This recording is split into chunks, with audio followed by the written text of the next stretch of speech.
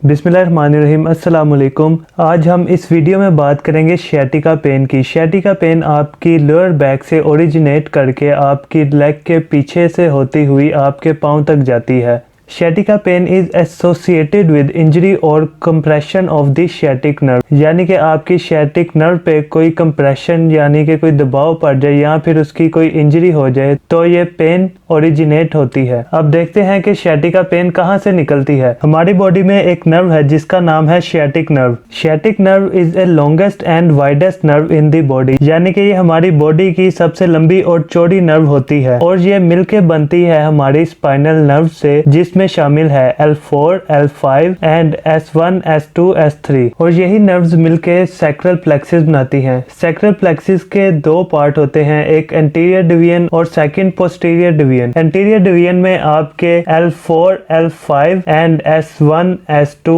S3 होती है और ये नर्व एंटीरियर डिवीजन मिलके बनाती है टिबियल नर्व, जबकि पोस्टीरियर डिवीजन में L4, L5, S1, S2 होती है, S3 नहीं होती और ये मिलके बनाते हैं कॉमन फिबुलर नर्व। फिर ये सैक्रल प्लेक्सस की टिबियल नर्व और कॉमन फिबुलर नर्व मिलके बनाती हैं शियाटिक नर्व। फिर ये शियाटिक नर्व पिरिफॉर्मिस मसल के पीछे से गुजरती हुई ग्रेटर शियाटिक फोरामेन से पास होने के बाद आपके लेग के पोस्टीरियरली मूव करती हुई जब आपके नी के पास आती है यानी कि पोप्लिटियल फोसा के पास आती है तो ये दो नर्व में डिवाइड होती है, जिसमें एक कॉमन फिबुलर नर्व और सेकंड टिबियल नर्व होती है। शियाटिक नर्व आपके थाई के मसल में से गुजरती है, जबकि टिबियल नर्व लेग के पोस्टीरियर कंपार्टमेंट और इंट्रिंसिक फ्लेक्सर ऑफ फुट से गुजरती है। कॉमन फिबुलर नर्व लेग के एंटीरियर एंड लेटरल कंपार्टमेंट में से और पांव के इंट्रिंसिक एक्सटेंसर्स में से गुजरती है। अब इस नर्व से ओरिजिनेट होने वाली पेन को हम शियाटिका कहते हैं। शियाटिका की दो रीजंस हैं, जिसमें एक स्पाइनल कॉज और दूसरी नॉन स्पाइनल कॉज आती है। स्पाइनल कॉजेज की बात करें तो अगर स्पाइनल कॉलम में किसी चेंज की वजह से शियाटिक नर्व पे दबाव पड़ता है, उससे ओरिजिनेट होने वाली पेन को हम शियाटिका कहते हैं, जिसमें स्पाइनल स्टीनोसिस हो सकता है, narrowing of the spinal canal, यानी कि स्पाइनल कैनाल के तंग होने की वजह से शियाटिक नर्व पे दबाव आ सकता है, या फिर कोई डिजेनरेटिव बोन डिसऑर्डर्स की वजह से आ सकता है, या फिर स्पॉन्डोलिस्थेसिस की वजह से शियाटिक नर्व पे दबाव आ सकता है, या फिर डिस्क हर्निएशन की वजह से स्पाइनल कॉलम में शियाटिक नर्व पे दबाव आ सकता है। अब नॉन स्पाइनल कॉजेज की बात करें तो इसमें वो रीजंस हैं जो कि स्पाइनल कॉलम से बाहर की साइड पे हैं, यानी कि स्पाइनल कॉर्ड के अलावा किसी और जगह से शियाटिक नर्व पे दबाव आ गया है तो उसकी वजह से जो पेन आएगी उसे हम शियाटिका कहते हैं, जिसमें मोस्ट कॉमन पिरिफॉर्मिस सिंड्रोम है, उसके अलावा वैलेट शियाटिका और कई दफा प्रेगनेंसी में भी शियाटिका इंड्यूस हो जाती है। अगर हम इसके साइन एंड सिम्टम्स की बात करें यानी कि अलामात की बात करें, ये पेन आपको फील होगी बैक के साथ साथ आपकी पोस्टीरियर थाई पे, उसके बाद आपके लेग में, लेग के साथ आपको फील होगी आपके पाँव में। इसके अलावा आपके सेंसरी लॉस भी इसमें आ सकते हैं, जैसे कि पाँव का सुन होना, टांग में नमनेस, मोटर वीकनेस या फिर लॉस ऑफ रिफ्लेक्सेस। इस शियाटिका को डायग्नोज करने के लिए कुछ फिजिकल एग्जाम्स हैं, यानी कि कुछ टेस्ट हैं जिसके थ्रू हम पता कर सकते हैं कि शियाटिका की कोज क्या है और ये शियाटिका है भी के या फिर किसी और वजह से आपको शियाटिका जैसे सिम्टम्स फील हो रहे हैं। सबसे पहले हम बात करते हैं SLR की, यानी कि स्ट्रेट लेग राइज टेस्ट की। इसमें हम पेशेंट को सीधा लिटाने के बाद हम उसकी